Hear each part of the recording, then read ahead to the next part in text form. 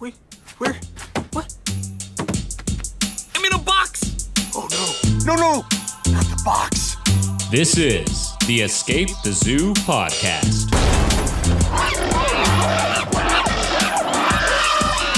With your host, Daniel Clark.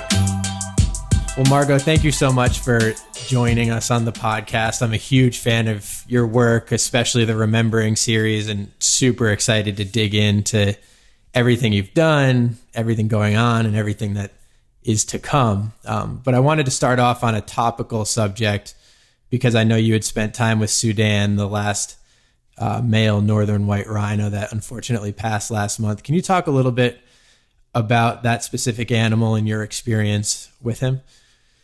Sure. So, not many people realize that actually there are two subspecies of white rhinos. So there are northern white rhinos and southern white rhinos. And the majority of what we see are southern white rhinos, and there are about 20,000 of those left in the wild. But the northern white rhinos, there were just 3 left, and now there are 2. So Sudan was the last male, and then he had his daughter and his granddaughter who are still alive. But actually him passing isn't necessarily the reason that they're not going to be able to breed going forward, because he was already at a stage of his life where he couldn't breed naturally anyway. Oh, okay. So he wasn't that fertile anymore, and he wasn't physically able to breed. But they have actually saved kind of samples from him, and they've got eggs from northern white rhino females from actually a zoo in America that were around a few years ago. So they're trying to do in vitro fertilization, but it's tough. It's never been done with rhinos before, and they don't know if they'll be a success. So I got to meet Sudan a couple of years ago in Old Pedgeter, where he was being cared for, and just sitting with him was such an emotional experience. I mean, he was an old man by then, so he was pretty sleepy and tired, and therefore you could kind of sit next to him, and the keepers were kind of relaxed about you, stroking him and touching him. And so you don't often get that close to a rhino, obviously, and to look into the eyes of a rhino like Sudan, and realize that, you know, he really is the end of his line, was incredibly emotional. So, and I always kind of look for inspiration. Something has to come over me to decide what topic I'm going to do the next book on. And that encounter with Sudan really did move me deeply and make me decide it just had to be rhinos. And I wasn't sure a book on rhinos was going to be as popular as a book on elephants. Right. I thought it's going to be harder work, and I'm not sure people love rhinos as much as elephants. And looking at Sudan, I just thought, well, it doesn't matter. I have to work harder if that's the case, because, you know, these guys need our support. And when you look at, you know, what's being done to rhinos, and some of the horrific injuries that, you know, we all get to see through social media, right.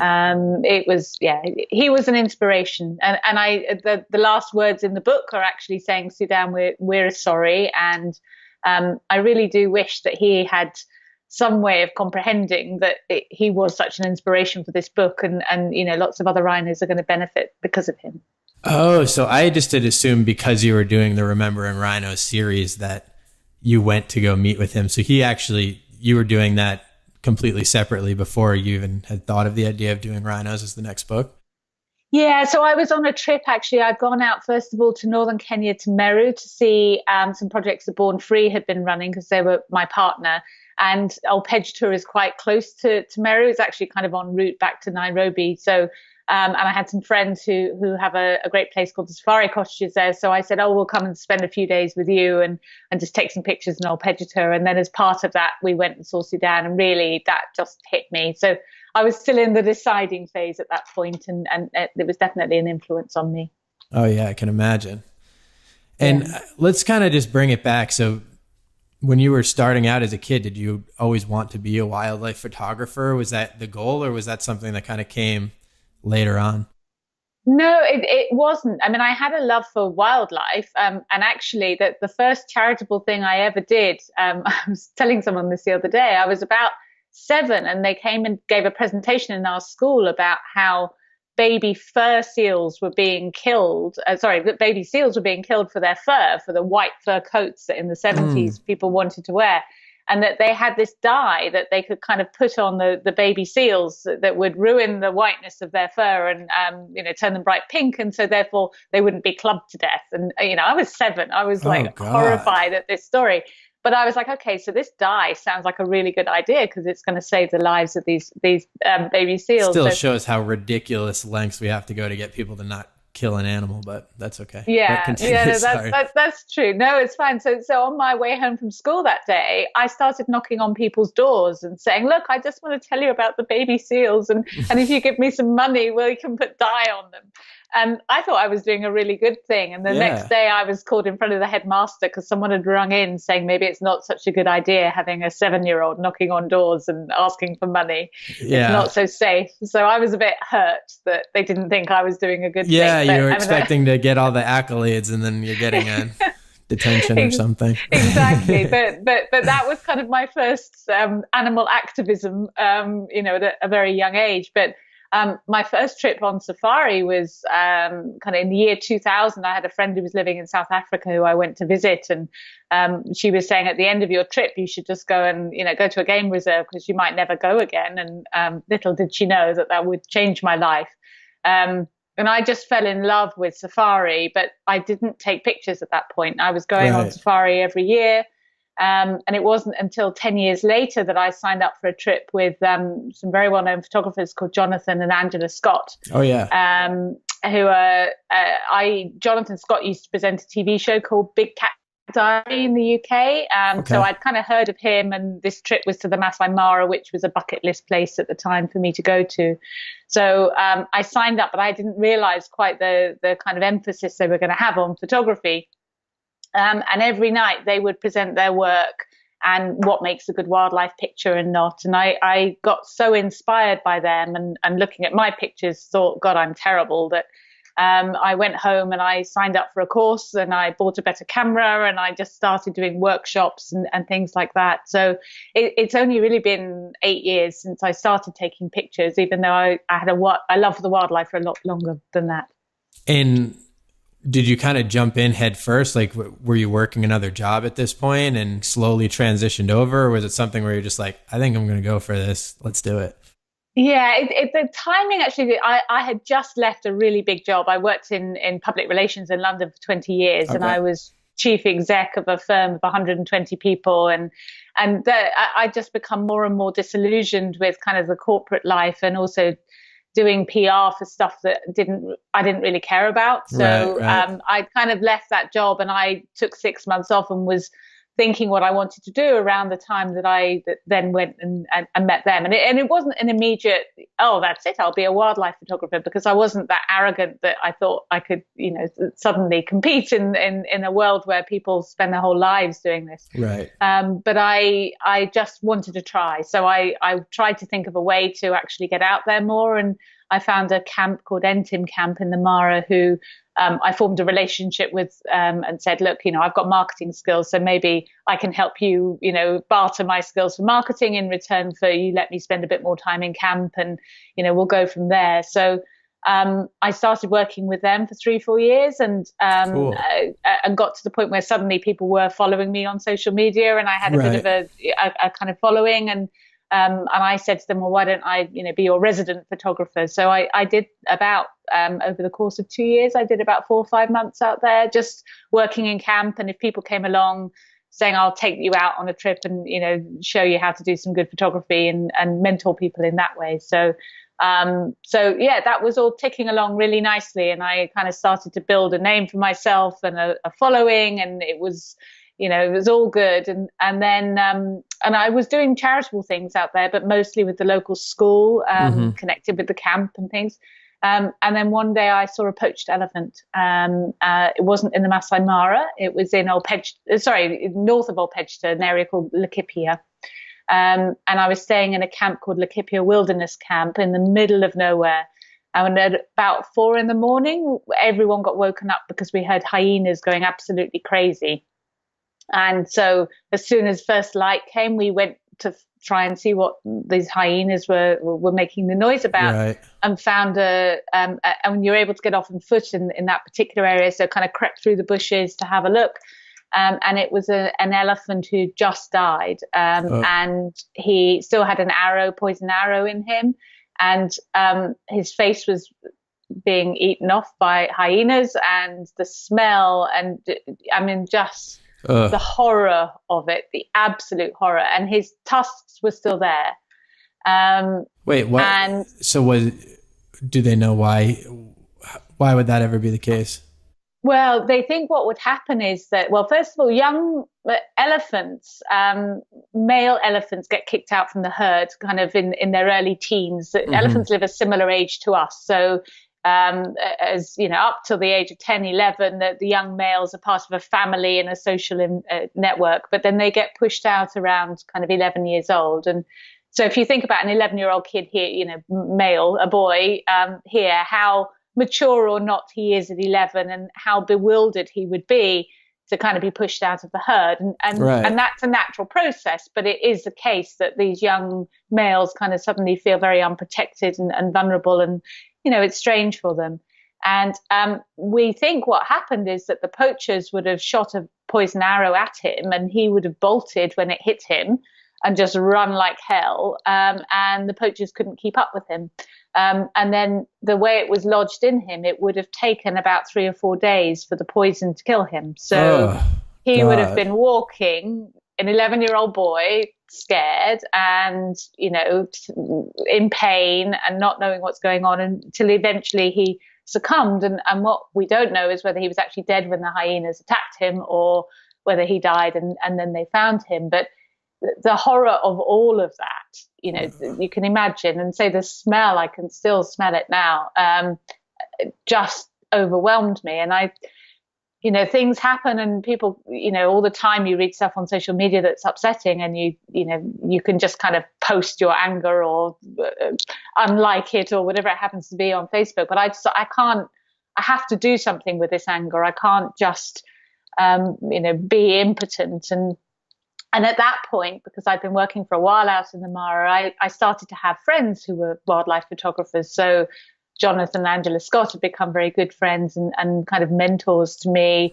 Federico Veronese was another photographer who I'd become really good friends with. So I just kind of rang a few of these friends and said, look, this is what's happened, and I'm really upset. And I'm thinking that I might want to try and put together a book or an exhibition on elephants and just try and raise a bit of money. And would you give, you know, if I was to do that, would you donate an image to me? And everyone said yes. They all said yes immediately. Great idea. Yeah, I mean, it's a weird, it's exciting, and I want to be like, wow, that's amazing, but it's just coming from such a heavy backstory. It's brutal, but it's a beautiful thing to be able to turn that into something positive. But everybody I've ever talked, I unfortunately have never met an elephant before, but I used to do a little bit of work with the David Sheldrick Wildlife Trust, and I didn't do much work. I just donated a little bit for a business I was trying to start. And when I was talking to their executive director in the US, she was saying when you look at an elephant and interact with an elephant, it's amazing the emotional capacity that they have similarly to humans. And like, you can genuinely, I mean, a lot of those, for people who don't know, the David Sheldrick Wildlife Trust takes care of orphaned elephants that their parents have been poached and they're alone, or just for some reason get separated from the herd, and takes them in. And the stages of depression that they go through just because they've been separated from their family, just like any kid would, is a brutal process to go through. And they don't even want to get out of bed. They don't want to do anything. So taking that and drawing a parallel to an 11-year-old kid who's stuck with an arrow and just walking around dying for 4 days and getting tracked by hyenas it's just really sad. Not to be a huge downer, but I don't know. But anyways, the bringing that and turning that into a positive thing is a beautiful thing. Yeah, and you know, I always think that you know, the more you learn about conservation, the more immense the problems and the challenges seem to be. But actually, I just think back to him, and I think if I can save, you know, through that elephant book, if I can save one elephant, so another 11-year-old boy doesn't have to go through that, then it will have been worth it. And that's kind of what I felt again with Sudan, with rhinos. It's again like, you know, if I can connect personally, emotionally with one animal and kind of do it in their name, then that really, you know, makes it worth it, I think. And I think that's an important point where a lot of times, I mean, even in starting the podcast or doing anything that I'm doing, you just get so down the rabbit hole of how doomsday situations are and how many species we've lost and the decline of populations of species that you love. And it becomes a really hard thing to go through, and you almost wonder if it's worth it at a certain point in time. And like, but it's a good point. I mean, saving a species is one thing, but if you look at it as, I can stop one kid from having to go through that, or elephant from having to go through that, I mean, it still matters. Yeah, absolutely. Absolutely. And I do think the tide is turning at the moment. That there's been a lot of kind of small victories going on that 100%. Yeah. Things that we've all been campaigning for, like, so here in the UK, the UK ivory ban that's now going through, I've stood too many times outside the Houses of Parliament protesting and not getting the result we want. And then actually, finally, it's going the way we want. Is that a total ban or on antique ivory? Yeah, so up until now, antique ivory had still been legal in the UK and was a huge loophole because no one was really checking. So modern, fresh ivory was being laundered under the auspices of being antique. Right. Now, the ban that's coming through, that there will be some small exceptions, but it's a huge step forward. The majority of it is absolutely banned now, and you can't get away with saying something's antique. So that's amazing. Yeah, it's really positive. It's really positive. Hong Kong and China too. It seems like things are really going in the right direction. Yeah, no, absolutely. I mean, I think that the Hong Kong ban is, it's a huge frustration that we have to wait a few years for it to come into place, but it's definitely making a difference. And it's just going back to what you said about what you learned from sheldrakes. I've spent so much time watching elephants now and spending time with elephants, and they are, so like us in so many ways. And when you comprehend that, then you just can't picture why anyone could even contemplate killing them to make a carving. It's just inconceivable. I heard a really good story. I don't know if we have time for good stories. I'll throw it in. No, we have a lot of time. Yeah, I'd love to hear it.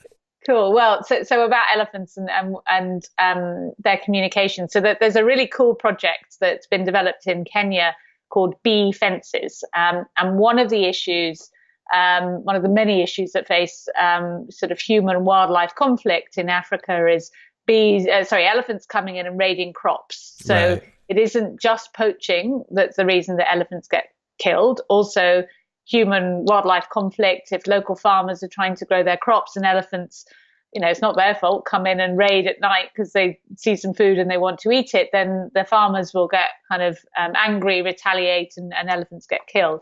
Right. So these bee fences, the idea is that elephants absolutely hate bees with a passion. They're terrified of them, and they completely freak out if bees start to swarm. So they've developed these beehives that kind of hang on a fence and that swing.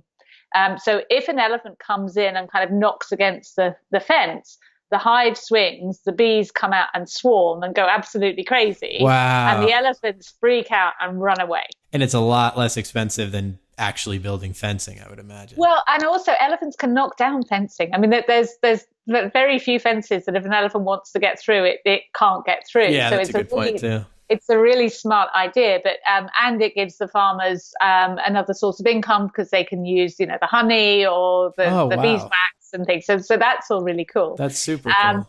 But the thing that I love about this story is that when the researchers were putting this together in Samburu, they were recording the elephants. And elephants have a range of language, and they also speak in kind of an ultrasonic level that human ears can't hear, but we can record. And they discovered that there was a sound in Samburu, in this particular area where they're developing the project, that bees swarm, elephants make this sound, this particular sound, and freak and run away. Wow. So to test it, they then played this sound back to the elephants when there were no bees, and the elephants freaked and ran away. So obviously there's a word for bees. But then they decided to test this again in Tsavo, which is another park in Kenya, but hundreds of miles away, played the same sound to the elephants there. And although the elephants were really curious, like, well, what's that, elephant noises, we can't see where the elephants are, they didn't freak at all. And so obviously this means that elephants have dialect. And actually, in Savo, they speak a different dialect to in Samburu. It's crazy. I mean, the more and more you dig in, the more and more magnificent and amazing the animal kingdom becomes. I mean, same thing with orca whales. I know they have dialects. And what was I? Oh, I was listening to this podcast the other day about, I don't recall the actual species of monkey, but it lived in the Amazon rainforest.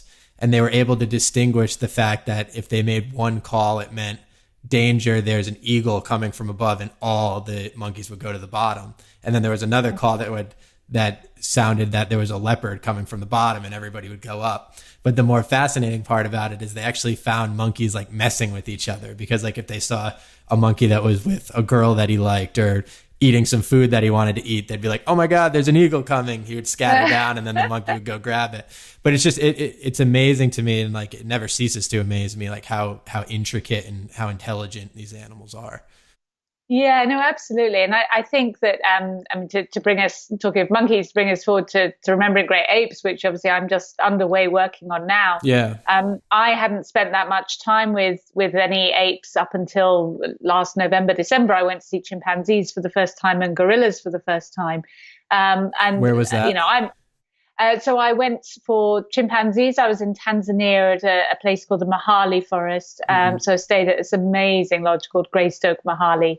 And there the guides were kind of introducing us to the personalities of chimpanzees. And chimpanzees are so political and human-like, and that kind of behavior, absolutely. And you'll have the kind of alpha male who's trying to maintain his position, and then you'll have the kind of number 2 and number 3, and he doesn't want the number 2 and number 3 to buddy up, because actually they could be strong enough to overthrow him. So he'll politically try and kind of, whisper in each other's ears and say, oh, he doesn't like you and he doesn't like you. I mean, just the behavior is staggering. And well, they also say like there's a lot of psychological stuff with humans that have to do with that, because when you look at our evolution through primates, they never really congregated in groups that were more than 50.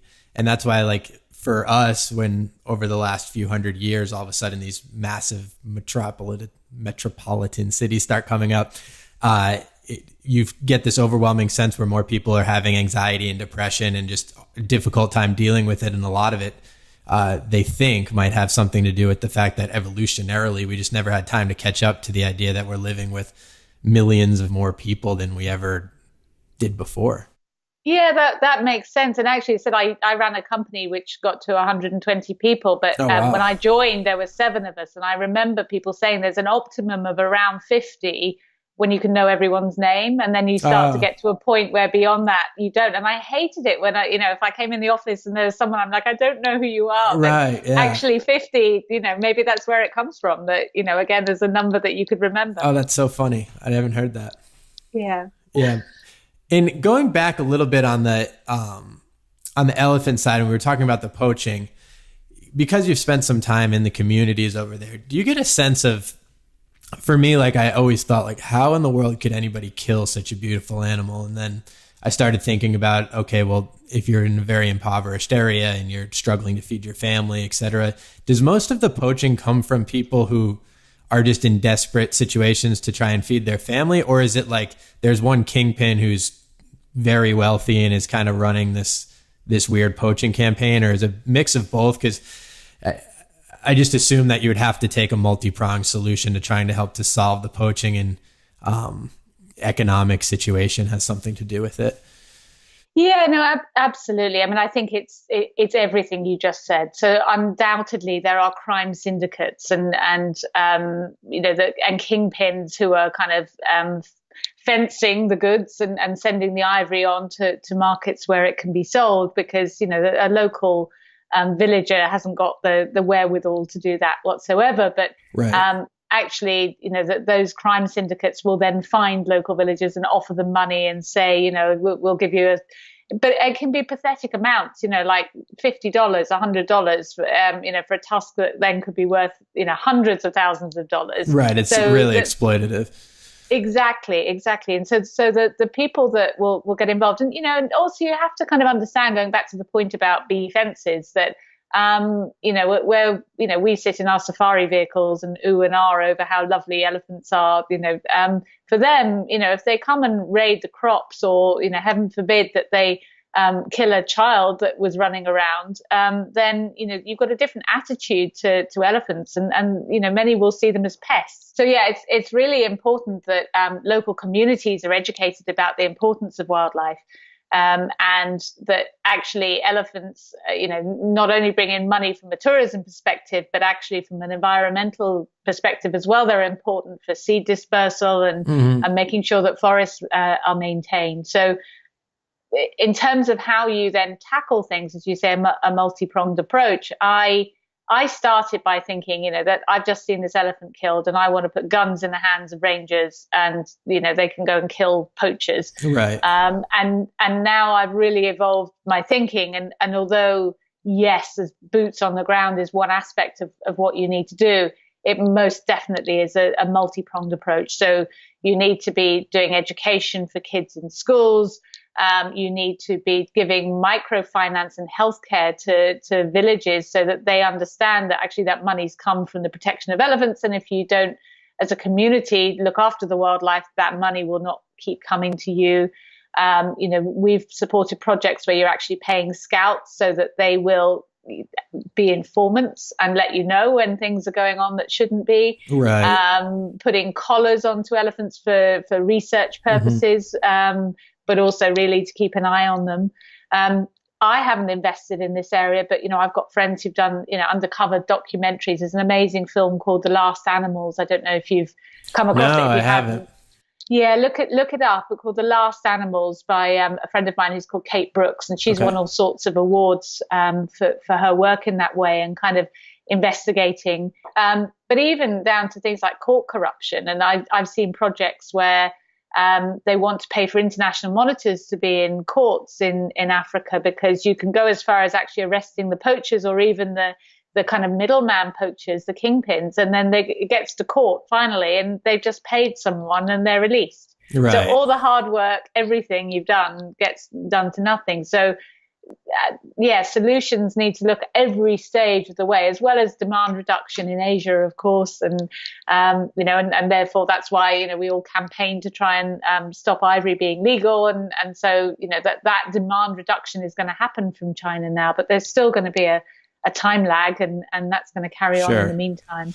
And so when you have this massive success of a book like Remembering Elephants, when you look at dispersing that money, is that something where you have a nonprofit that you give to, that you trust and know that they're going to do well by the money? Or are you looking at these specific projects and kind of figuring out the best way to disseminate that cash?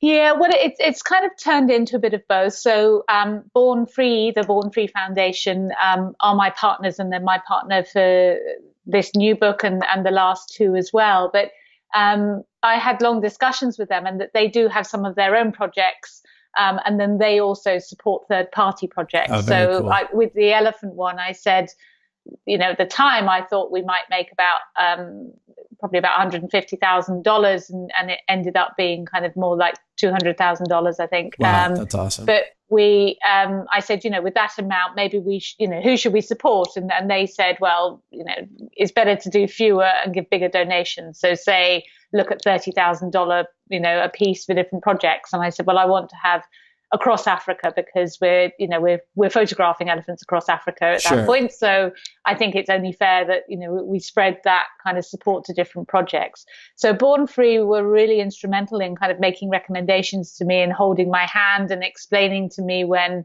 the most obvious choice, as in it's not all guns into people's hands, was the right thing. And and then for me, what's really important is to then learn from where the money's gone and understand it. So as I said, that trip where I met Sudan, I'd actually gone, and I have to say, because I always say this, self-funded. None of the charity's money was used for me to then go out and see how it was spent. I paid for that myself. I wouldn't dream of using any of the money that I raised to fund a trip. But so I went out to Meru, where we'd given money to actually provide tires for vehicles for 6 months, because the park was so impenetrable, and they had cars, 10 vehicles that the rangers couldn't use because the tires were gone. So we provided tires for 6 months for them, and fuel for 6 months. And we fixed the grading machine. So when the roads get really bad and muddy and kind of deep ruts get put into them, and then when they dry out, those roads can become unpassable. So a grading machine kind of slices off the top and makes it flat. Oh, cool. And they had a machine, but it was broken. So we paid to have that fixed as well. And I got to drive the grading machine. I was very good at it, I have to tell you. Wow, that's impressive. Yeah, and understand, the practicality, that there's no glamour in fixing a grading machine that, is like a 30-year-old JCB, but actually just you can understand practically why it's needed and how it's needed and why it's so important. So yeah, I started my learning curve through Born Free in that way. And then with year 2, with the rhino book, I still partnered with them, but actually they had less projects of their own in rhinos. So they've really just been a partner to sort of hold my hand and stand alongside and look at projects. And as our fame has grown, of course, I get approached now. So projects know that, I've got money coming along for their species, and they start sending me proposals. And it's a huge responsibility. I don't want all the money that we raise through everyone's donations and support. I can't get it wrong. I can't then just waste that in some way. So particularly there's so much corruption in Africa that it's very easy for money to go astray. So having a partner like Born Free to help me make those choices and make them right is a great level of reassurance for me, rather than me naively sitting and doing it myself. Yeah, no, I think that's amazing and super commendable, because I'd imagine that almost as much work, if not more work, goes into actually doing these investments versus actually putting the book together and marketing the book. And I think for a lot of people, it's hard to imagine when you have this cash, it's much easier to think, okay, I'm just going to start the next book and hand this off and hope for the best. But the fact that you're going out there and seeing the transparent results for the people who have donated for the book, and just to make sure the money is getting put to good use, is super, super commendable and awesome. And obviously has shown why each and every one of your books keeps raising more and more money. Thank you. But it's also motivating for me, because I can I spend far less time out doing wildlife photography now than I would like to be doing. And because it is so much work to put these books together and to do a good job. So to then get to go and kind of see, animals. I mean, in November, the trip where I went to see chimpanzees and gorillas, I actually started that trip by going to South Africa and visiting 2 of the rhino projects that we'd supported, and got to see a procedure by a vet on a rhino who'd been poached, and he was trying to kind of heal the wound on his face. And again, that was very emotional, but I knew we'd paid for that. So I was like, yeah, that's why I work so hard, because we're doing things like this. So it fires me up as well to want to keep going. And it brings it back full circle to that one elephant that you saw poached, and you're like, if I could save one, then great. And you can look at that rhino that's getting the surgery and say, well, at least we know through that book we saved one. Yes, absolutely. Absolutely. And I think going back real quick, because I wanted to touch on it before we moved on, but when we're talking about the multi-pronged approach to also helping communities that for some reason it might be harder to understand, like what it would take to take the life of an elephant. I thought what was really motivating for me and exciting for me was, have you watched Racing Extinction? No, I haven't. No. Oh, it's a fantastic movie. But Paul Hilton is in it, who's one of my favorite wildlife photographers, conservationists. And they went into this small fishing village. I honestly don't remember where it was, but it was where one of the largest manta ray populations in the world was. And for centuries, and generations, this fishing village, a lot of their income was strictly based on killing these manta rays and selling the gills, I think it was, for some Eastern medicine. And I think you could also eat them to a certain degree, but I'm not positive on that. But anyways, when they were talking about it, it just seemed like such an insurmountable problem, because these manta rays are very endangered, but it's just so ingrained into the life of these people who go out and kill 10 of them a day. And it was just their culture, it was their way of life. And you can understand that to a certain degree, that they just have a different perspective. But he was able to, over the course of a very short period of time, like a few years, kind of shift that entire thing, get the kids really juiced up about how beautiful the manta rays are, and change the entire fishing village into something focused more on ecotourism and bring people out to enjoy and appreciate the manta rays. And it's completely changed that entire situation.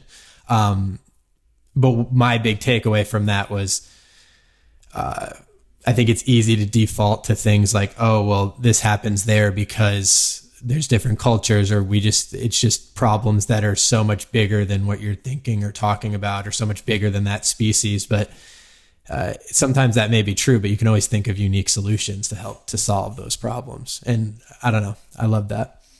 Yeah, I think that's cool. And I think also it's really good when you get people with different outside perspectives looking at these challenges. That don't necessarily have always worked in conservation all their lives and just kind of know how it's done. Someone who comes from a completely different background can look at a different solution. I heard a really cool story about, it was actually deforestation, a project that was looking at deforestation in Asia and illegal logging. And they kind of discovered that people were doing illegal logging because it was the quickest way to get some money. And usually the money was required for healthcare because actually, someone needed an operation, a villager needed an operation. Like $100 was more than a year's money for them. So they couldn't afford for their mum to have their operation, but they could go out and log one tree and get that money. So what they did is they actually introduced free healthcare for a whole community, but said if anyone goes out and logs, then you all lose it. So it wasn't just for one, it was like the whole community, you're going to let everyone down, including your own family, if Wow. you kind of break this. And it really revolutionized them. And I just think, that kind of really clever thinking that, comes from a left field place that, maybe hasn't been thought of before. I love projects like that. I really do. Yeah. I mean, the same thing with the bee fence. I mean, that's just such a bizarre, strange thing, but it means that if you have boots on the ground and you're thinking about things from a unique outside of the box perspective, you can help solve things for the better. Definitely. So when you went into the Remembering Rhino series, after you saw Sudan, was there a different approach than Remembering Elephants, or was it an easier thing because you had a lot of these connections, or where were you at? It's funny. It's lots of people ask me that, and actually it was kind of both, because at least I'd gone through the process once, so I knew the various steps. Like, I had run a Kickstarter campaign before, and sure. I had kind of worked on the production of a book, and I had more contacts on the rhino front, but equally, because it was more popular. So we had like double the number of supporters on Kickstarter than we had the previous year. And I had double the number of photographers approaching me, kind of wanting to be in the book, and more projects wanting support and things. So actually it was just far more work because we were more famous. Right. And also, I never kind of get complacent. So I added into the mixer more ways of promoting it. I started working with, there's a British cricket player. You might not, do you know what cricket is as a sport? I know it's a sport, but I've watched like 10 minutes of it once and I had no idea what was going on. And somebody told me that the games can go on for like 24 hours. So I was like, yeah, I think I'll watch something else. They can actually go on for 3 days, but, or 3 or 5 days even. But anyway, there's actually a South African-born cricketer called Kevin Peterson who lives in the UK and played for Britain, and is very kind of charismatic and a bit controversial. And he, because he grew up in South Africa, loves rhinos. And the day that I announced that we were doing Remembering Rhinos was January the 1st, 2017. And I said, this is the subject for the next book. And he happened to also post on that day that he was going to be dedicating his next year to doing rhino conservation. Oh, wow. And I knew, and he's got like 4 million followers on Instagram, and, he's really big. so I contacted him. I knew him already because I'd actually given him a picture of some elephants for his little boy a couple of years before. Oh, cool. So I said, remember me, you've just said you're doing this. I'm also doing stuff for rhinos, how about we work together? And he was like, yeah, I'd love to. That would be great. So I've got this big match in Melbourne and we're going to be doing fundraising. So can you do me a video and can you do me some leaflets and can you, help me in all these ways? And then we'll raise some money. And so, we did an event in Australia and another event in the UK and he raised amazing amounts of money, and half of that came to us and half went to another rhino charity in South Africa as well. But all of that was just extra work. And then I did a celebrity campaign as well for World Rhino Day. So I started thinking, well, I can get Kevin Peterson to hold my book up and say on World Rhino Day, think about buying this book. And, who else do I know and what connections have I got, to try and get some other famous people to hold the book up. And ended up through various wonderful friends who helped me, getting people like Russell Crowe and Chris Martin of Coldplay and Michelle Pfeiffer and Ricky Gervais and people, which was fantastic, but equally a whole load more work than I'd done on the first year. So it was hard work. I saw the Russell Crowe video, and Gladiator is a top 5 movie of mine of all time, and I was like, that is really, really cool. That movie is just so badass. Yeah, no, exactly. When I got that video, I didn't know he was going to do a video. I thought he might just do a picture for us. So when he did the video, I screamed out loud when I received that. It was a good day. That's amazing. Thank you. Have you seen the documentary Trophy? Yes. So just because I've watched that recently, I was really interested in your perspective on the John Hume situation. For the listeners that don't know, essentially the concept behind Trophy is that it's kind of a twisted concept that if you assign economic value to individual animals for people to come and hunt them, then it can help in the preservation of their species because people are more inclined to look after them until they're hunted, which is very weird in and of itself. And I have my own opinions, but I just think it's really messed up. But one of the more interesting ones was they also talked about this guy, John Hume, who has, I don't know how many thousands of rhinos, right? Yeah. And he raises them essentially for their horns. But the unique thing about rhino horn is just because it's very similar to like your fingernail, you can actually cut it off without harming the rhino. So he has these immense security divisions that run this huge property in Africa, and they harvest the rhino horn without hurting the rhinos. And he talks about how much he loves the rhinos. But the idea is it okay to be essentially farming this rhino horn if you're protecting them? But are they even truly a wild species at that point in time if they're kind of living on your own terms? Yeah, I mean, my absolute principle is that, it is unacceptable to make it legitimate to trade in rhino horn, because if you make it legitimate to trade in rhino horn for any reason, or kind of justification like John Hume has, then that then provides a cloak for illegal trade in rhino horn. So in the same way as I was saying about the ivory ban in the UK, pre-1947 ivory is okay because it's antique. There's no way of proving whether it came from a legal source or an illegal source. And as soon as it's acceptable to actually buy and trade in rhino horn, then, you're just opening the floodgates. So I think the decision of South Africa to allow trade in rhino horn under immense lobbying from the likes of John Hume was a devastating one that happened. It was last year it went through. I mean, what has to happen is that, if you think about what rhino horn is used for, I mean, it's even more ridiculous than ivory. I mean, ivory is turned into carvings, which, people think are beautiful and ornamental and have a value. Rhino horn, they consume it. And as you say, it's keratin. It's our fingernails and our hair, and they grind it up. And variously over the years, it's been seen as having a health benefit, that it might be an aphrodisiac. But more recently in Asia, as I understand it, if you go into kind of expensive bars in Vietnam, you can buy a shot of rhino horn for $50. and it will just be rhino horn ground up with some alcohol that you have as a shot. And it's a status symbol. So you're just showing that you're wealthy enough to consume rhino horn to show off to your mates. And it has no medicinal benefit whatsoever. So, to say, well, I will farm lots of rhinos in order to, then fulfill that demand through being able to provide rhino horns to people is legitimizing the consumption of rhino horn. It's saying, I think that's okay. And, and actually, funnily enough, John Hume's going to make a hell of a lot of money out of it as well. So it's just wrong.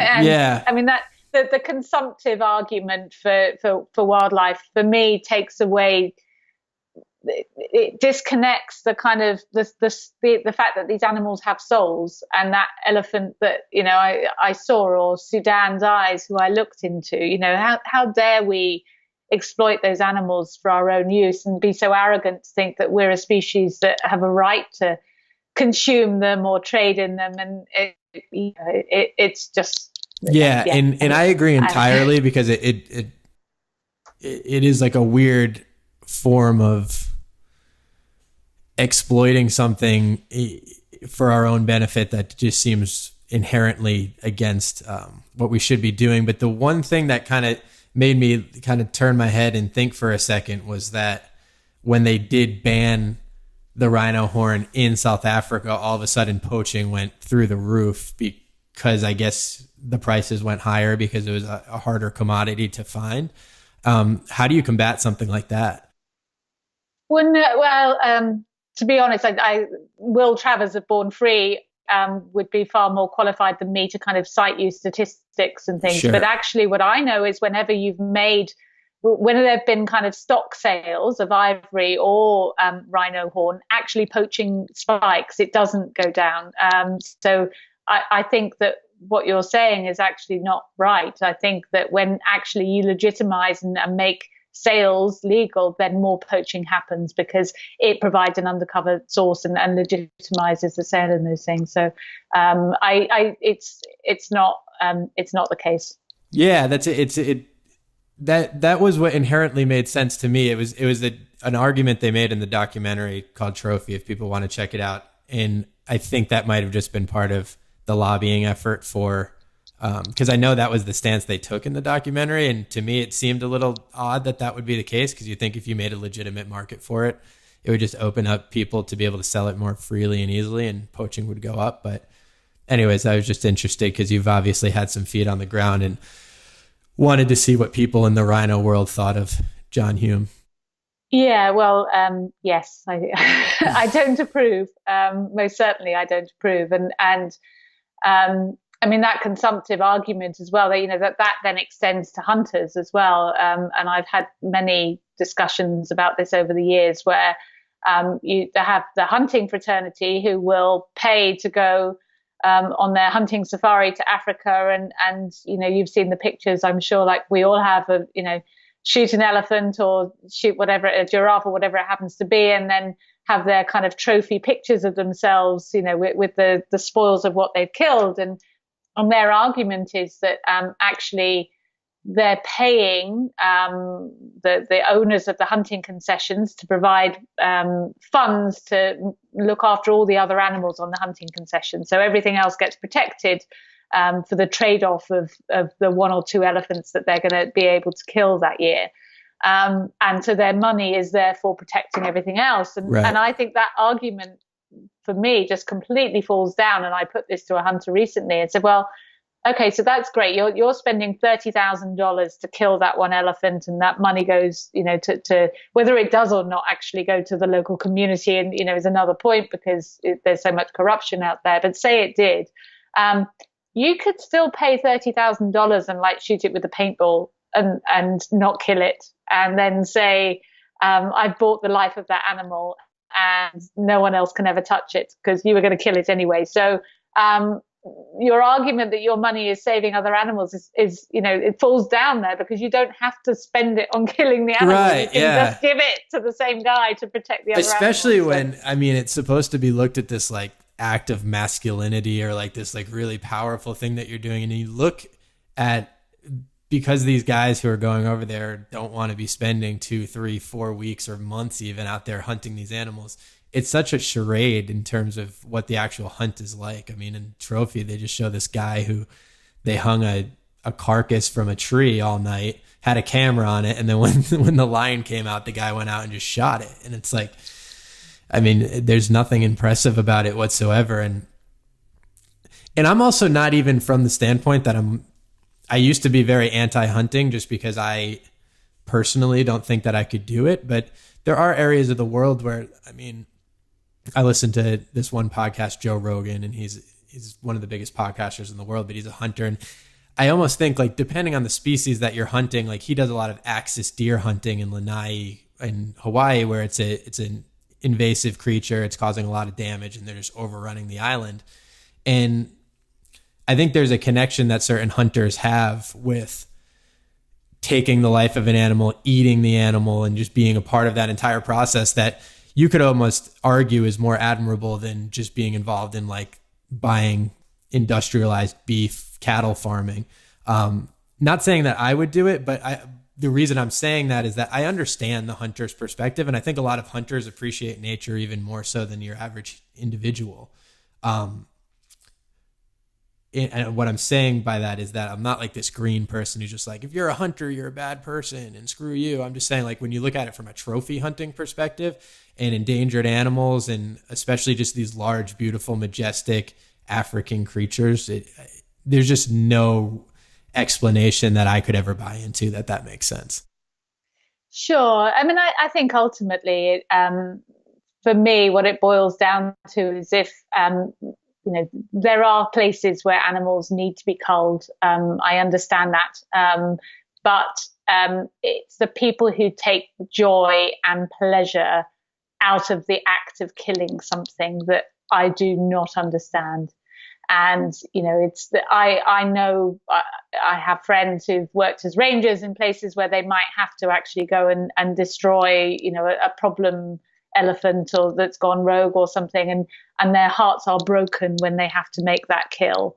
And if that's the case, then I can support that, that they've had to do that for various reasons. Sure. If the reason they're doing it is because they get a kick out of killing something, then I'm not going to support those people. Yeah, and I think that's the complete difference. Like, if you're somebody who there's a population that needs to be culled and you're killing that animal and you feel so attached to that act, and it's such a hard act for you to do that you use every bit of that animal for food and whatever you want. That's something, and again, not something I would do, but something that I can understand. But going to Africa, paying $30,000 to have a charade of a hunt just so you can kill something and think you're cooler because of that is just messed up.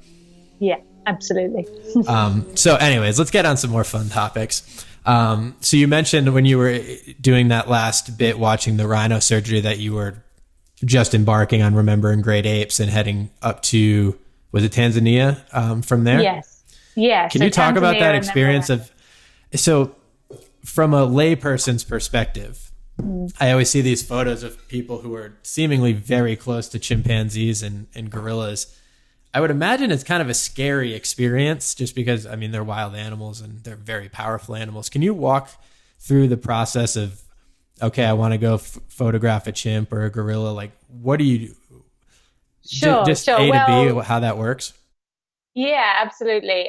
So as I say, for chimpanzees, I went to probably the most amazing lodge I've ever been to in my life, called Greystoke Mahali, which is on the edge of Lake Tanganyika in West Tanzania. And it's like 4 flights just to get across Tanzania to get there. And then this hair-raising landing, because you have to come over a mountain and then kind of dive down to get to the runway before you hit the lake, and then you have to get on a boat and sail kind of 2-3 hours to get there, and you just get to this lodge that's on a sandy beach with just thatched huts on, and behind it is this mountain that seems to go up into the sky forever. And the chimpanzees live up there. There's no internet there. There's no electricity. There's a million stars at night. It's the most romantic place. And you just really feel like you've gone back in time. And all the kind of Dr. Livingstone did his explorations in that area, and you can kind of picture that that's how it still was when in his time. So so in Greystoke Mahali, what happens is that you stay in the lodge, and they have trackers who have mostly lived there all their lives and who know all of the chimpanzees individually. They have a community there called the M community, and they know all of them. And so they go out really early in the morning while you're still sleeping to try and find where the chimpanzees happen to be that day, because obviously they move all over the mountain. Right. So you come down and wait over breakfast for some news as they found them or not. And then depending on when they find them, at what point in the day, you then have to start trekking up through the mountain and the rainforest effectively.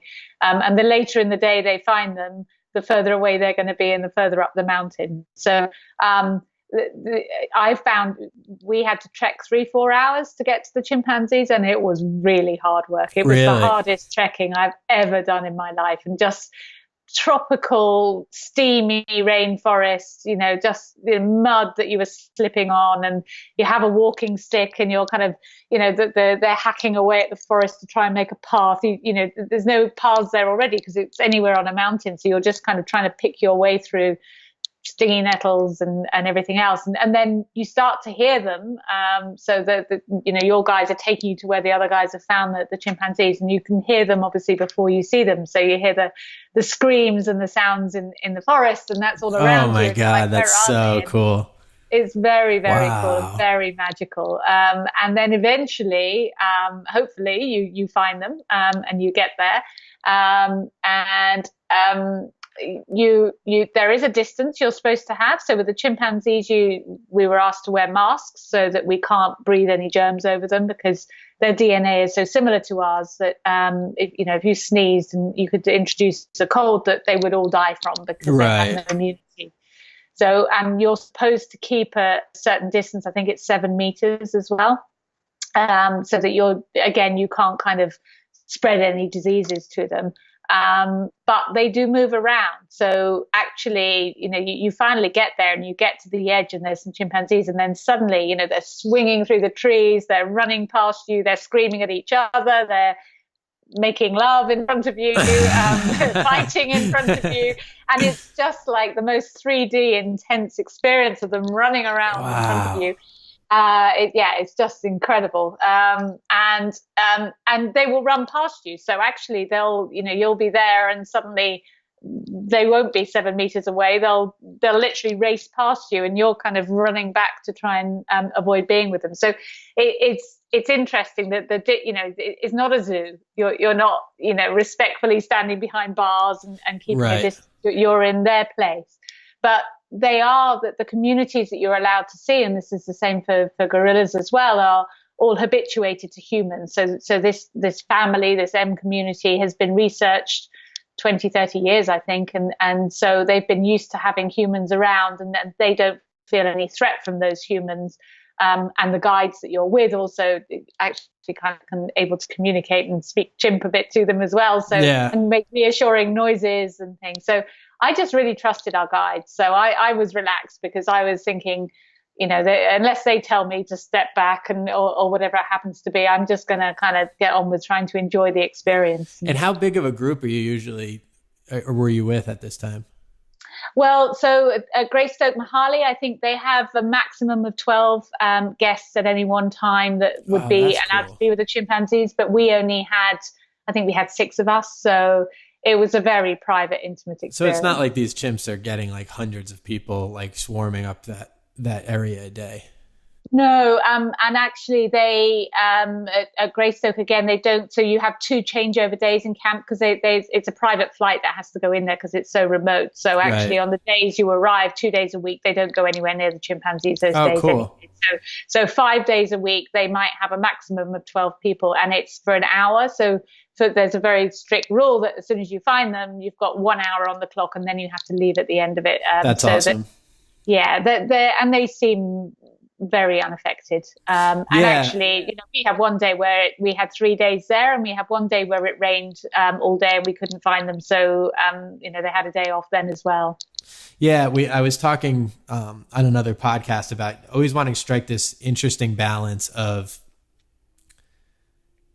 you want people to care about their animals, and that's why wildlife photography is so important. Is like you want to bring the stories of these wild creatures to the people without compromising what makes that so beautiful in the first place, is the fact that they're wild. So I think that's like such a cool balance to strike, that it's not like this like one path where there are hundreds of people flooding into the area on a day, but that you're actually hiking up 4 hours into the dense rainforest to find these guys, into the mountains. But that's cool. Yeah, and actually, so for the gorillas, we went on from Tanzania to Rwanda to see gorillas, and that's a bit more of a kind of organized setup there, where you go to a kind of holding center, and everyone arrives, and they allocate. I think it probably is about 8 guests again that you can be with, but they have lots of different families, so there could be like 10 different families. So you get allocated to. So, for example, we went to see the Sabinho family, so our group of 8 people went off and trekked to the Sabinho family. And again, we had an hour with them once we found them. And so again, those families, because they're all separate all over the mountain system, are only having an hour a day with human contact. So, do they have a sense? This is a question that you might have no idea, so sorry if it's too specific, but when you look at like total mountain gorilla population or chimpanzee populations, what percentage of those are located in areas that people are actually able to go and see them? Like, is it 90 to 100%, or is it like 20% where there's these gorillas that live in parts of the mountains that are easily accessible, but the vast majority of them just never see people? I can't tell you the exact percentage. I mean, mountain gorilla numbers are pretty low. It's kind of in the 800s or something. So I mean, there will be families that they don't go and see for sure. Okay. And certain families who are habituated. But I mean, in chimpanzees, again, that I know that the vast majority of chimpanzees probably never see anyone. It's only certain populations that are habituated by scientists to go and see them. That's cool. But I think your point about the wildlife and kind of the impact of wildlife photography on wildlife is something I think about very deeply a lot and kind of agonize about, to be honest. And I know that a lot of my wildlife photographer friends do too, because the pressure that is put on wildlife when you have lots of vehicles or people wanting to go and take their pictures. I've seen it too many times where actually animals, are not behaving normally because they have got cars in the way or people, kind of being noisy in their area. But, you have to kind of say that price that's being paid is the price that allows those game reserves to be maintained. So I think it's, in an ideal world, there would be vast tracts of game reserves that no one goes to, that just it's turned over to wildlife entirely. But if we don't, and obviously we discussed, I don't think hunting is the way to pay for those reserves. Sure. So unless we've got very wealthy philanthropists who are going to buy and protect those reserves, then tourism is the least evil option, I think. But it's really incumbent on everyone to be very sensitive to the animals in that context, and to actually make sure that, we're not impacting, you keep a respectful distance. You don't have too many vehicles around an animal. I actually avoid now going to places like the Masai Mara in the peak migration period because it breaks my heart to see so many cars there. It can be crazy. So I try, I'm at the stage where I'd rather go to a really remote reserve where there's not many people and just be surrounded by wildlife and not necessarily see the big sexy five all the time, but actually be out with nature than in a place where I can tick off lots of species. But I understand. I had this conversation with someone yesterday. If you've never been to Africa before, then going to somewhere you're going to see a lot of things, because it's an expensive exercise. Of course, people want to do that, but try and do it with responsible operators and think about how your driver is behaving or your guide is behaving, and that they're treating the animals with the respect that, you think they should be. Yeah. And I hope you didn't take that as I was trying to dig into too much of the ethical stuff there. It's just interesting to me where it is like an interesting balance that you have to strike. And I mean, ecotourism is certainly a better option than hunting, and certainly a lot of these maintained areas need to have a level of that. Yeah. No, and I didn't think you were digging into anything at all. I think it's something that I think long and hard about, and trying to look at all the solutions. Say I don't know what is it? How many people in the world own like 90% of the wealth or something? Is it like 50 people in 90% of the world's money or something? And I just sometimes think, God, if only I could meet some of them and persuade them to just buy up some land. Yeah, I think the same thing. I'm just like, if Elon Musk just was like, all right, like I'll do half the space exploration and maybe buy up half of the African continent, that would be cool. Not saying he could afford half the African continent, but that's that kind of thought has always crossed my mind. So we need to find space for wildlife and maintain space for wildlife for sure. So going back to the apes side of things, I saw that you got to meet Jane Goodall, which must have been the coolest experience of all time. Can you talk about that a little bit? Yeah, so actually, my editor of our book actually knows Jane and was able to kind of. He's got Ian Redmond, and he actually was an assistant to Diane Fossey. Okay. So he's an amazing guy and a huge kind of great ape expert, and knows everyone in that world. And so he was able to approach Jane and say, would she consider writing the foreword for this year's book for us? And also we do limited edition books as well as our regular copies, and we do just 50 copies of these limited edition books, and they come with a certificate that's numbered and then signed, and for the first two books, Born Free's co-founder Virginia McKenna signed those for us, and I thought, wouldn't it be cool if we got both Virginia and Jane to sign it, because both of these ladies are living legends, so to have both would be amazing. So yes, and she agreed. But I mean, that lady is formidable, and the work ethic she has. I think they say something like she hasn't stayed for more than 3 nights in the same place for like 20 years, and she literally had flown in, and she decided. And I don't know if you've seen the documentary about her, Jane. I haven't, but I really want to. Yeah, no, it's great. You must see it. And in that, I learned that, she had decided that actually, obviously she loves spending her time with the chimpanzees, but she realized the most impact she can have is to actually go and spread the word and educate people. And so that's what she spent the last 20 years doing is kind of traveling the globe and speaking and raising awareness. So she had flown in to London that morning from Tanzania, and the next day she was going to the BAFTAs, so the British kind of equivalent of the Oscars for film, because Jane, the documentary, was nominated. And I arrived at this house to go and meet her, and there was already some people there, having a meeting with her, and the next lot were coming in, and everyone's in awe of her. But what I was really pleased to get the chance to say to her is she actually was another influence to me in choosing to do the elephant book, because around the time that I'd seen The Poached Elephant and was thinking, what can I do, and should I approach some fellow wildlife photographers, I saw an interview with her on British breakfast TV, and she was on the BBC, and she was setting out the facts and saying, look, there are 400,000 elephants left, and they are being poached at 30 to 40,000 a year. So if you do the math, then 10 years time, they could be gone.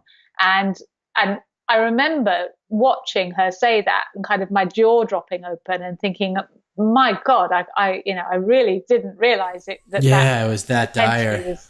No, and obviously it's not quite as simple as that, because more elephants are born each year as well. But the rate of decimation and it is staggering, and certainly in places like Tanzania, where she's from, they've just been wiped out. It's terrifying. So her kind of saying that was another factor at the same time when I was thinking, do I want to do this book? And I realized that it was going to be a huge commitment of my life to starting this project. And I really thought long and hard before I did it, but she was an influence. So when I got to meet her, I said, hey, look, this is this elephant book I did, and you helped inspire me to do it. That's so cool. And she looked pleased. That's amazing. She looked pleased. And I think actually, if you think about, say, she's spending all her time traveling the globe trying to spread the word, then, if you know that, that interview you did on TV 2 years ago, actually has then resulted in something like this series, then, she's being effective in what she wants to do. So I was glad I could tell her that. Yeah, and I'm sure that resonates. And I'm sure the same thing probably goes for the Remembering series. There should be some little girl who's reading that now, and that might inspire her to be the next Jane Goodall. Who knows? Or the next Margot Raggett. That would be wonderful. And while we're on the topic of Jane Goodall, I think we'd be remiss not to mention that the world lost another woman titan last week, and Daphne Sheldrick, who was started the David Sheldrick Wildlife Trust. But she was an amazing woman too, and I think another person who shows what the power of one can do.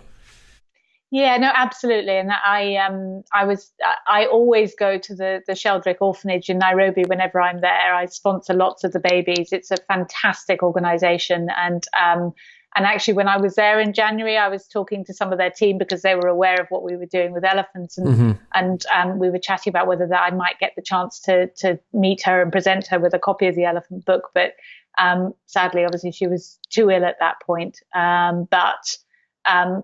Again, a huge inspiration, and what a legacy that she's left. Actually what's so wonderful for her is that, that work continues. Those babies are still there being looked after, and, and the ones that are then re-released into the wild are, all there because of her and her determination. And have you noticed that a lot of these women, Diane Fossey, Jane Goodall, it's like, this generation of women that, are irreplaceable, but we need to find the next generation to come through and carry on their work. Yeah, 100%. And do you feel that in the wildlife photography space in general, that it is more of a male dominated industry traditionally? Oh, absolutely. Yeah. I mean, when you're out in the field, 95% of wildlife photographers, the professionals who are out there, or the guys who are leading the tours for people, are men. So when I get my big 400 millimeter lens out and kind of stick it out the side of a vehicle, it entertains me. You get kind of other people pointing at me and staring, because it's like, what's that woman doing with a camera that big? But we can work cameras too. So no, that's awesome. And I think it's really, to your point, granted, there's a lot of, I'm not downplaying the male titans of the world, but when you think of wildlife activists, to me, I think of people like Jane Goodall and Daphne Sheldrick, or the first Diane Fossey, the ones that come to my mind, and now Ellen DeGeneres with the new Gorilla Fund. So it is cool. Yeah, no, absolutely. But what I would say is, obviously, so yes, the vast majority of wildlife photographers do seem to be men. I don't, I don't know quite the reasons for that, and whether it's because sometimes it can be a bit of a lonely job out in the field. Yeah. That so many guys have supported me in so many ways in these books and helped me. Everyone who's involved in these projects cares equally about conservation. Right, including Russell Crowe. Exactly. Can you talk a little bit about what the name means, like the Remembering series? Why did you choose Remembering? Well, actually, it goes back to Jane Goodall. So I was thinking, that day, 10 years' time, could it really be the case that elephants will be gone in a decade? And if that were the case, I thought I want to be able to create a book which is a tribute to, to that species and what they were like when they were in the wild, by the best wildlife photographers at the time. So I'm imagining a book that in 20 years' time, people can say, God, that's what we no longer have here. But equally, so looking back and remembering elephants. And as soon as I kind of came up with that, I knew how upsetting a thought that was and how provocative it was. Right. And and also, obviously I'm saying we need to remember them now. We need to think about them now before it's too late. So it's funny. I've had some kickback. I had a few people kind of going, I think it's outrageous that you've called it Remembering Elephants, because they're still here, and we don't, we shouldn't be thinking about a future without them. And I'm like, well, if we don't do something, we will have a future without them. And what's the point of that outrage? It's just bizarre. People love getting pissed off about absolutely nothing. Exactly.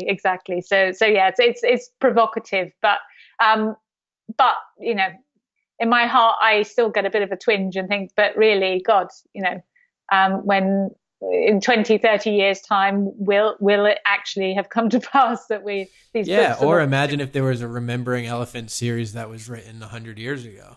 I mean, I'm sure it would look a lot different than your book looks. Yeah, no, absolutely. I mean, there were pictures. There was a particular picture by a photographer called Peter Beard that I was desperate to try and track down and get in our book, but wasn't able to make contact with his people. But that was an aerial shot taken in the 60s, which literally had like 1,000 elephants on a plane. And you just think, you don't see that now anymore. It just doesn't happen. There are not places where you have that many elephants together, and that's a consequence of what's happening already. So, yeah, I was reading.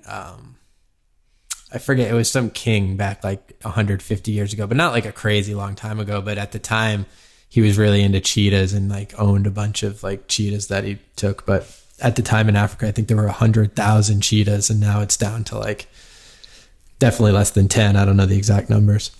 Yeah, I mean, I think the total cheetah population is around 8,000 now.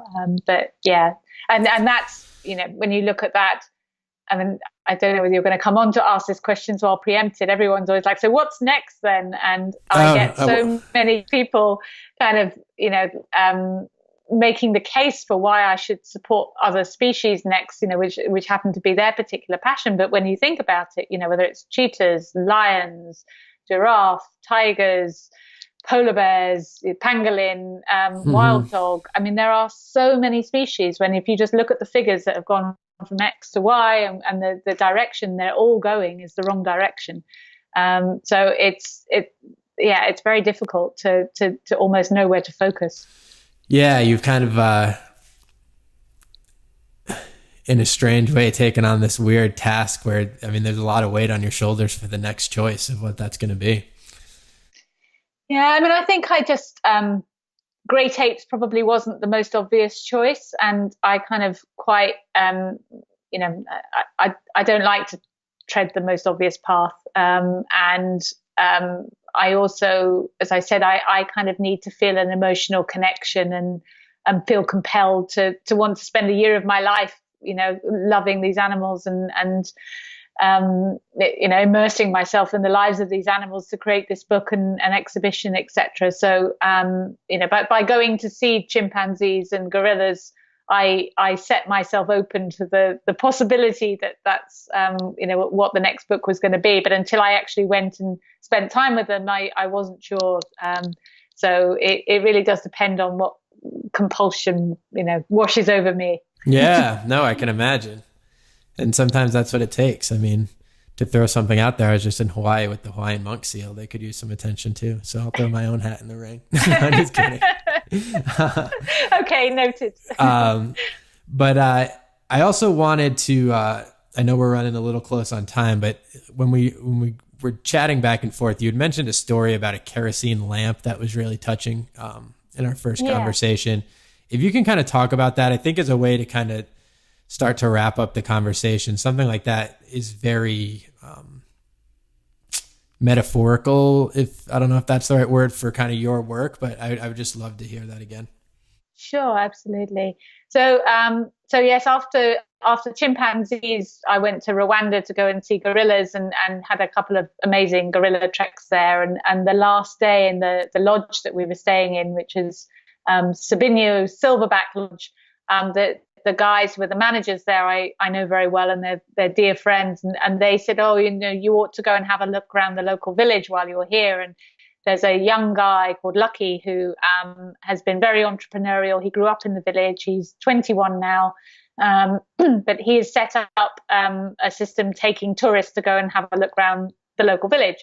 And I've been on other village tours in Africa before, which are a bit more staged and you kind of feel everything's set up just for tourism. But this was genuinely just the local village getting on with life and kids running around and people doing, their farming or whatever they happen to be doing. Right. And so Lucky set up this thing where he just walks you around the village. He knows everyone. He takes you to someone's house and they will demonstrate basket weaving they happen to be doing. He takes you to someone else's house and they show you how they grind the corn corn to make the bread that they have, and they kind of make the bread over the fire, and you see what a kind of simple life that they live, and start to understand that how they live, but also just what wonderful, smiley, beautiful people they are. And actually in Rwanda, against the context of the genocide there, that's so recent, in history, for the way that country has recovered, and the spirit of the people, it's immensely moving. So as part of this, he raises money. So the tourists go round the village, and then they make a donation to him.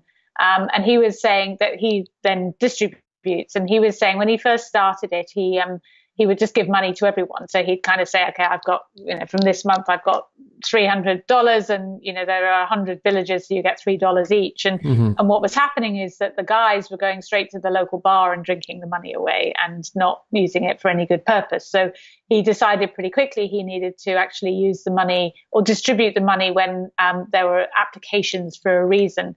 And a widow, some of the villagers reporting that there was a lady whose husband had died, and she'd become destitute, and she was sleeping in a field.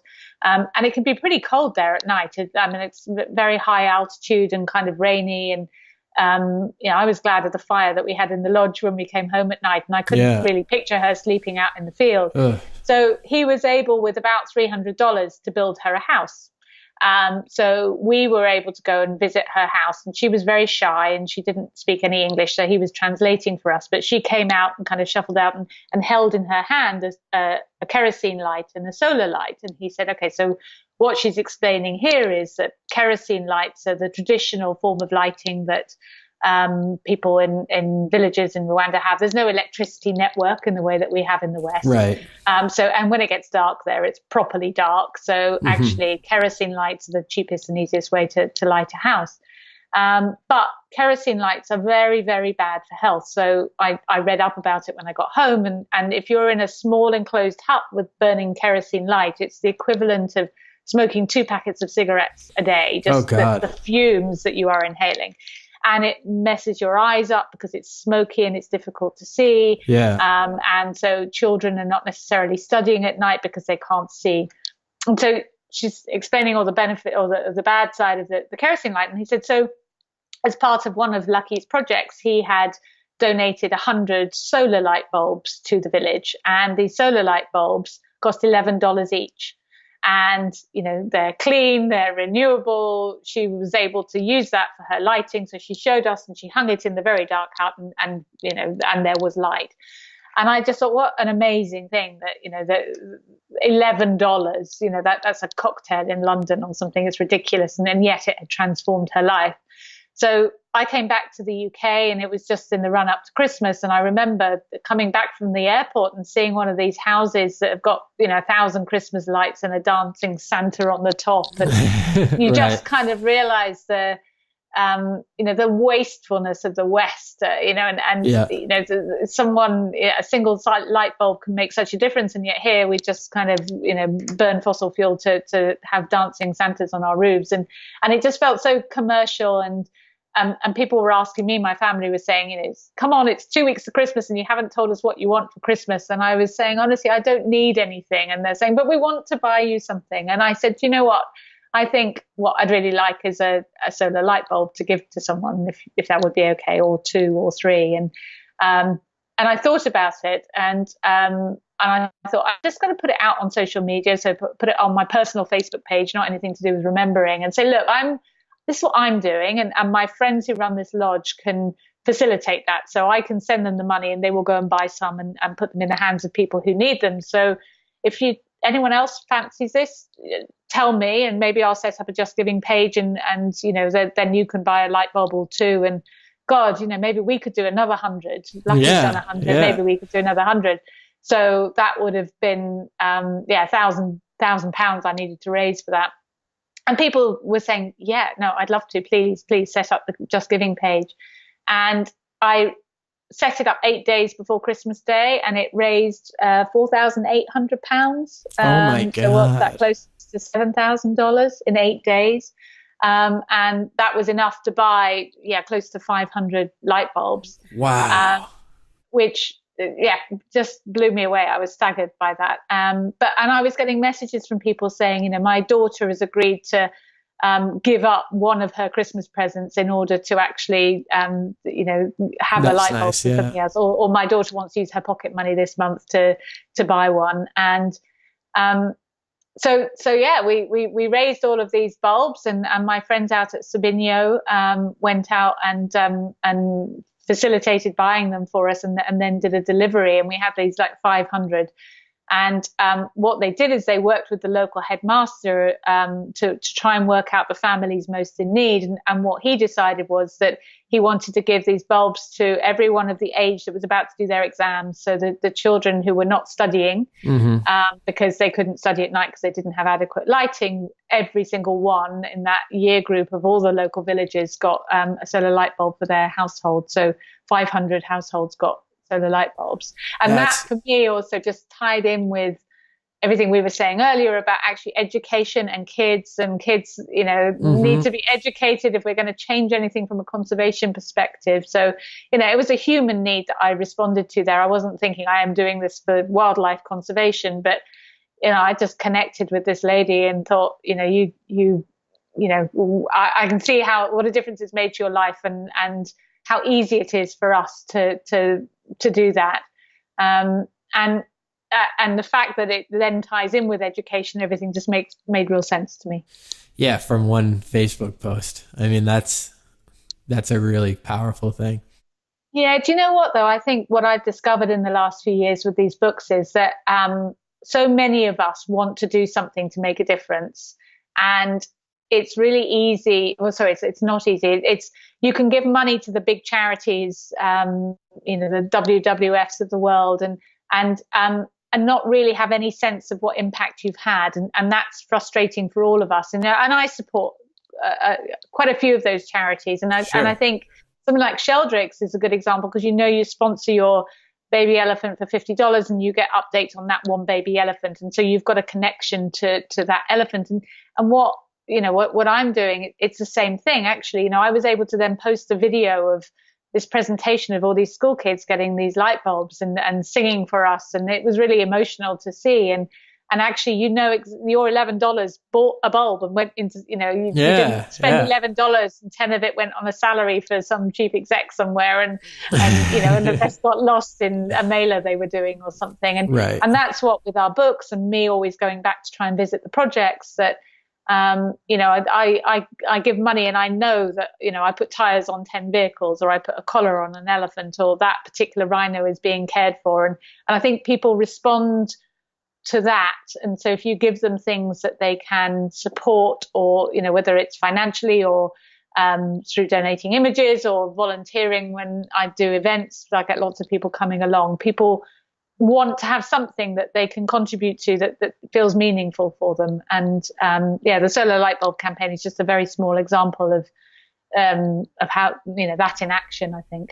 Yeah, and that transparency is something that I think a lot of nonprofits are shifting towards, and I think it's really, really important, because not taking anything away from the Red Cross or something like that, but the idea of cutting $100 to the Red Cross, it just is such a vague understanding of what it's going to, whereas $100 could buy 10 solar light bulbs for a village in Africa. That's a much different feeling when you're cutting that check.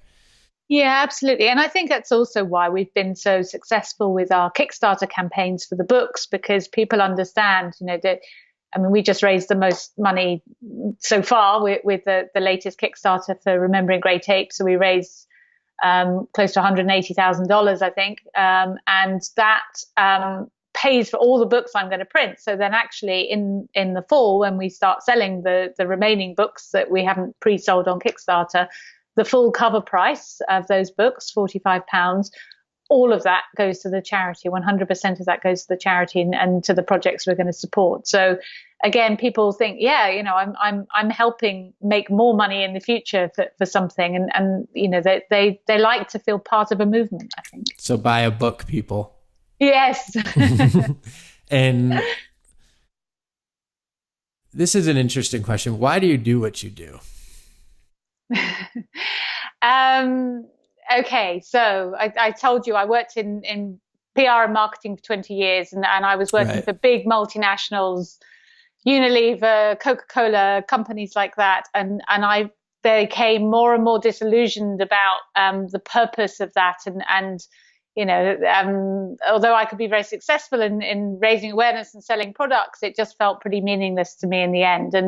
And when I saw that poached elephant and felt so upset and compelled and impotent and needed to do something, and turned all those skills that I had to something actually that was positive and meaningful to me, I found something I think I was missing in my life. I found a purpose, and getting to then go back and having had some success and raising some money and going back to see elephants again in the wild and where some of our money had gone was incredibly emotional and moving for me.